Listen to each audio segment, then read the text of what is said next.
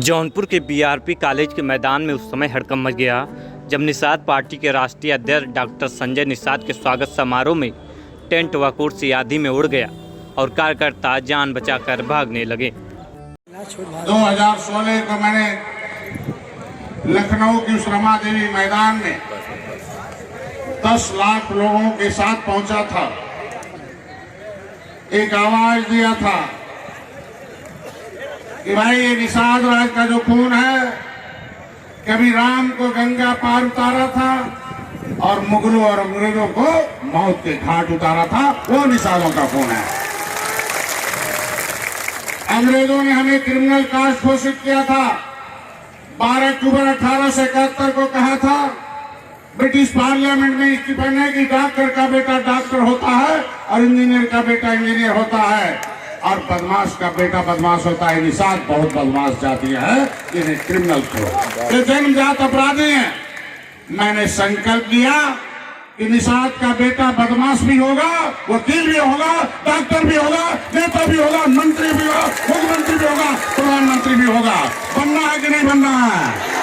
बोलो, बनाना है कि नहीं बनाना है? राजपाल लाना है कि नहीं लाना है? फिर रामराज लाना है कि नहीं लाना है? निषाद राज लाना है कि नहीं लाना है? बोलो, लाना है कि नहीं लाना है? कितने लोग लाने के लिए तैयार? बोलो जय निषाद राज, दिल से बोलो जय निषाद राज। आज मैं वही कहने के लिए आया हूं कि जय भीम बोलते तो हाथी की मीटिंग में बैठ पाते, वो भी बहन जी के बगल में नहीं।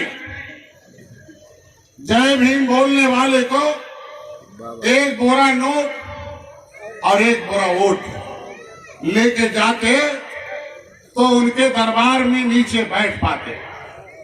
वोट भी लिया, नोट भी लिया। माननीय विशंबर जी मंत्री बने थे, वोट दिया था हम लोगों ने।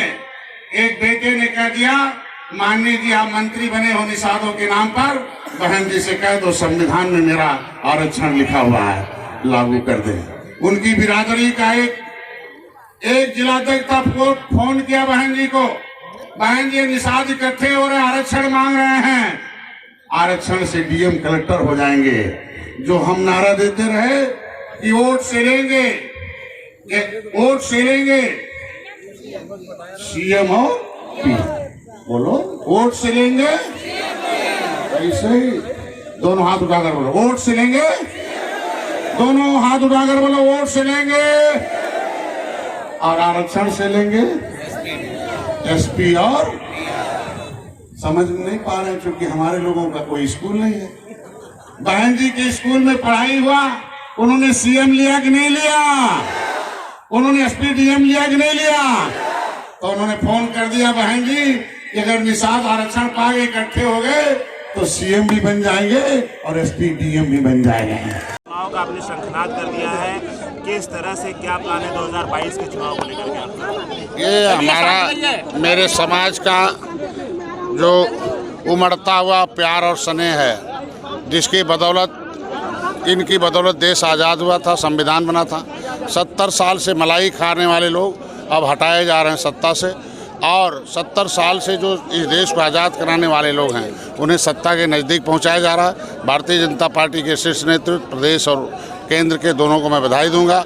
अपने कार्यकर्ताओं, अपने समाज के और नेताओं, हितचिंतकों को, ढेर सारे और भी समाज के लोग, विभिन्न वर्गों के लोगों ने, जो मेरे जैसे एक छोटे से परिवार में जन्मे हुए व्यक्ति को इस विचारों को जन जन तक पहुंचाया कि सबका साथ, सबका विकास होना चाहिए, हर आदमी का वोट बराबर है, उसका वोट अधिकार, नोट भी बराबर होना चाहिए, इनका शिक्षा, स्वास्थ्य, रोजगार, उद्योग, राजनीति में हिस्सेदारी होनी चाहिए।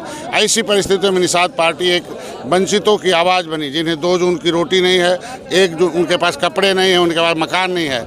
ऐसे लोग जो लुटेरे थे, उनके हिस्से पर डाका डाले थे, उन्हें 2014 से मैंने हटाना शुरू किया। 13 जनवरी 2013 को उन्होंने कसम खाया निषाद राज के किले पर कि भाई कभी निषाद राज के पास जो सेना थी, राम को दिया था, श्रीलंका पर विजय प्राप्त किया, हमारी सेना पर कब्जा किया था हाथी साइकिल पंजा ने, उसे मैंने छीन लिया। सेनापति बन गया हूं भारतीय जनता पार्टी के साथ 19 में था। हाथी लाठी 786 एक हो गई थी, फिर भी मैं मोदी जी के साथ खड़ा था, 40 सीटें जीत दिया। ये 2022 में जितनी सीटें निर्धारित की हैं एनडीए ने, अब निषाद पार्टी, भारतीय जनता पार्टी अपना दल मिलकर चुनाव लड़ रहा।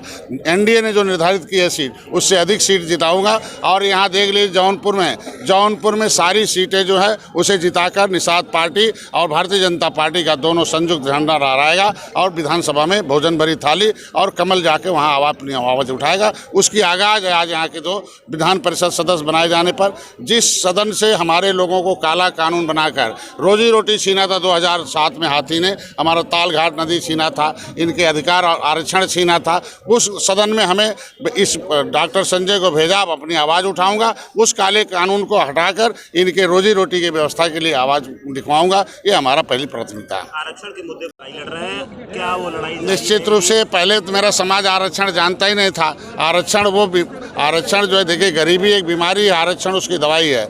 लेकिन दवाई जब डॉक्टर लिखे, अस्पताल रहे, तब तो ये जिसके भी अस्पताल में गए, इनका गुर्दा खा लिया, किसी ने फेफड़ा ले लिया, हाथी साइकिल के यहाँ गया उसने और इन्हें बर्बाद कर दिया। इतनी जटिलताएं दे दिया 70 साल में कि कहीं हमें अर्धघुमंतु बना दिया, कहीं घुमंतु बना दिया, कहीं पिछड़ी, कहीं अति पिछड़ी, कहीं अनुसूचित जनजाति, कहीं सामान बना दिया। इतने मकड़जाल, इतनी समस्याएं थी, उसको सुलझा लिया गया है। बहुत जल्द टेबल पर पड़ा हुआ है, उस पर हम लोग सारे विकल्पों को तलाश करके आरक्षण इनका जो संविधान में लिखा मझवार है बहुत जल्दी इन्हें मिलेगा। जिस तरीके से लेदरमैन को मिल रहा, वाशरमैन को मिल रहा, वैसे फिशरमैन को भी मझवार का सर्टिफिकेट मिलेगा। ये संविधान में लिखा हुआ। इनका नाम केवल पिछड़ी से निकालना है। वो पिछड़ी से निकालने की जो जटिलता है वो जल्दी हो रही है और समय आने पर सीट भी मिलेगी, जीत भी मिलेगी, आरक्षण भी मिलेगा और इनका जो रोजी रोटी वापस होगा, इनके मुकदमे वापस होंगे। और फूलन देवी के जो हड़पे हुए ज़मीन है, जो कैलाश चौरसिया ने हड़पा है, वो वापस उसकी माँ को दिलाना, उसकी माँ को एमपी का दर्जा दिलाएंगे। समाजवादी पार्टी ने जो धोखा दिया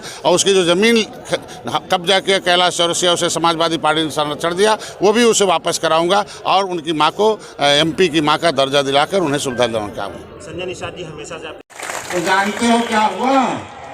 अभी 60 लोग उनका स्वागत समारोह कहेंगे जैसे माला पहनाए हो, ऐसे ही माला पहना रहे थे बेचारे। अभी पूरा माला भी नहीं पहन पाए थे, वो बेटे ने कागज दे दिया।